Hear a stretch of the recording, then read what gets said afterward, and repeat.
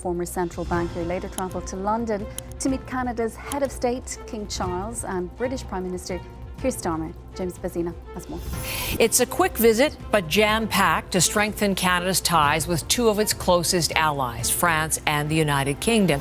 And Canada's new Prime Minister, Mark Carney, used his first official overseas trip to meet with the leaders of Britain and France. Imagine a North American country dreaming big Canada is thinking about joining the European Union. Crazy, right? But what can we do to help Canadian businesses break into those 27 EU countries? It sounds like a wild idea, but listen to this. 44% of Canadians are totally on board with it. So if this actually happens, who's gonna feel the heat the most? Back in early 2025, a survey by Abacus Data found that 44% of Canadians love the thought of teaming up with Europe. But why would one of America's best buddies even think about switching teams? It all started with some serious drama between Canada and the Trump administration in the US. Trump jacked up tariffs on Canadian aluminum and steel to a whopping 50%, slapped a 25% tax on electricity from Ontario, and then dropped a bombshell. He said, Canada should just become the 51st state of America. Nobody talks about it, but we don't need their cars, their lumber, their energy, nothing. We're spending $200 billion a year to keep them going. They'd make a great state a cherished one, because why should we carry a country right next door? Canada didn't just sit there quietly. Oh no, they got smart. They started cozying up to Europe with bigger trade deals, stronger defense ties, and some smooth diplomacy. Meanwhile, social media went wild with people shouting, Canada, ditch America and join Europe. Now here's the tricky part. The EU rules say only European countries can join, and Canada's obviously not in Europe. But wait, there's a twist. The EU doesn't exactly define what European means. Cyprus is technically in Asia, but got in because of its history and culture. Turkey's still in line to join because of its ties. So could Canada sneak in? Experts say Canada's got a lot going for it. Healthcare like Europe's, 2 languages, English and French, a solid NATO friendship, and a strong, free country with a great economy. They're already ticking 2 big boxes to join the EU, democracy and a good market. The tough part? They'd have to rewrite their laws, switch to the euro, let EU folks move in freely, and maybe even shrink their Supreme Court's power a bit. What if full EU membership is too big a stretch? Canada's got backup plans. They could copy Norway and get all the trade perks without being a full member, but follow most EU rules without a say in them, or go Swiss style with tons of custom deals, flexible, but slow to figure out, or even take a page from the UK after Brexit, stay out but keep trading and teaming up on defense. Canada's already got a sweet deal with the EU called CETA that wipes out over 90% of tariffs, but Prime Minister Mark Carney's hungry for more. He's like, Canada's ready to take our EU friendship to a whole new level, something huge. If Canada swings toward Europe instead of sticking with the US, it's not just about money, it's a punch to America's pride and power. Trade-wise, the US might hit new walls if Canada matches EU rules, and American companies could lose their VIP pass to Canada's market. On defense, America's grip on the Arctic could slip, and Canada might join Europe's security squad instead.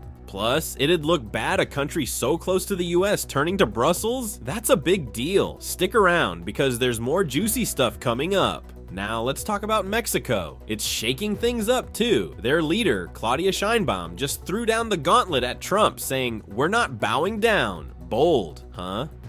Will that make Trump blink? Mexico's not just pushing back, they're hitting hard. Trump's threatening tariffs, but Mexico's ready to fight back. They send car parts to Detroit, tons of them. In 2022, the US grabbed over $60 billion worth. If Mexico hikes prices on those, American car costs could shoot up, and you'll feel it at the dealership. Mexico also sends food and oil. Think fruits, veggies, meat. If they cut that off, your grocery bill goes up fast. Supermarkets depend on Mexico, and any hiccup means pricier food everywhere. They've even hinted at shutting the border for a bit. Imagine the chaos that'd cause America's supply lines. It gets wilder. Sheinbaum said, "We're not your migrant babysitter." Mexico's done blocking people just because the US says so. If migrants keep pouring over the border, Trump's got a massive headache, especially with the 2025 elections heating up. An uncontrolled migrant wave could turn into a political firestorm.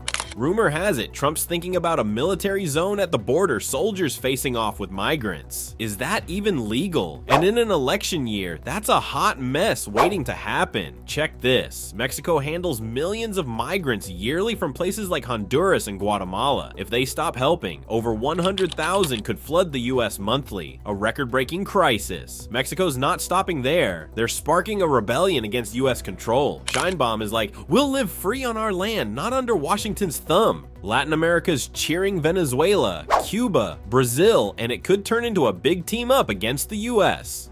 Can Mexico hold strong, or will Trump hit back harder?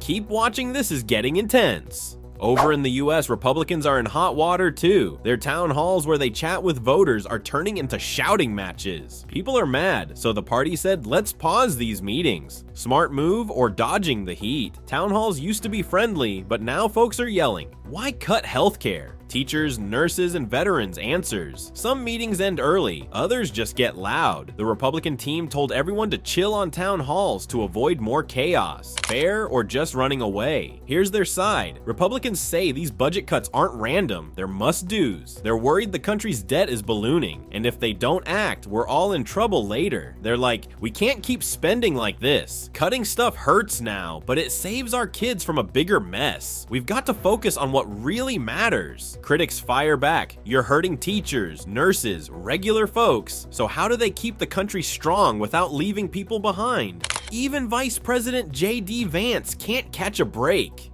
He was skiing in Vermont when protesters crashed his vacation, holding signs like, "You're cutting funds while we're struggling." It got so bad he had to sneak out. People are fed up, but the government's sticking to their story. These cuts are for the long haul, not quick fixes. Are people overreacting? Some Republicans think so. Trump even said these protests feel planned, not real. Representative Lisa McClain's like, yeah, it's tough now, but it'll pay off later. We can't spend forever thinking about the big picture. Others say, listen to us, these cuts hurt now. So are the protests fair, or is something else stirring the pot? This could shake up the next election big time. Republicans love these cuts. Less spending, stronger future, they say. But Democrats and everyday workers are mad at schools, healthcare, and jobs are getting hit hard. Then boom, Trump drops a 25% tariff on Canada and Mexico, starting tomorrow. Markets freaked out, Wall Street tanked, crypto crashed. He even told struggling farmers, cheer up. Billions disappeared fast. Dow dropped 1.48%, S&P 500 fell 1.76%, NASDAQ slid 2.64%,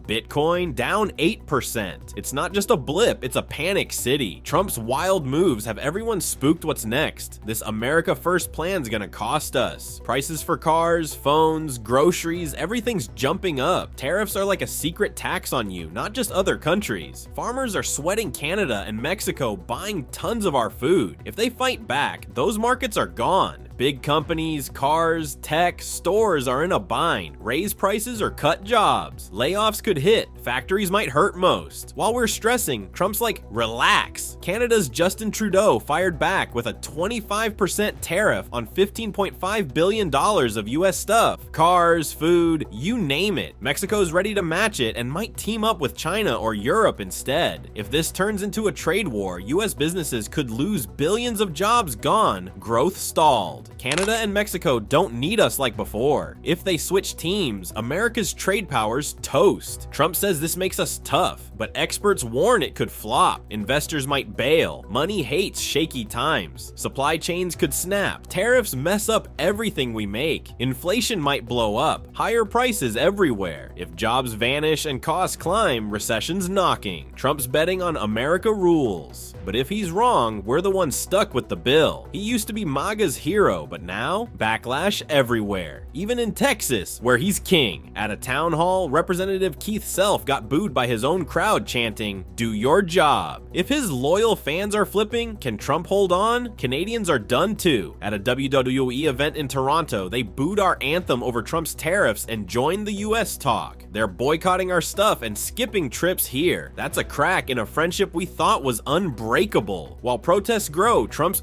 golfing. Costs are soaring. closing. People are marching. He's chilling. Is that leadership? His new budget's a gut punch. $880 billion cut from Medicaid. No health care for millions. $400 billion gone from schools. Fewer teachers. Pricier college. $300 billion slashed from farmers. Food's gonna cost more. Meanwhile, billionaires get huge tax breaks. Who wins? Not us, just the rich. Trump calls it a fix, but it's hitting regular folks hard. How long can we take it? We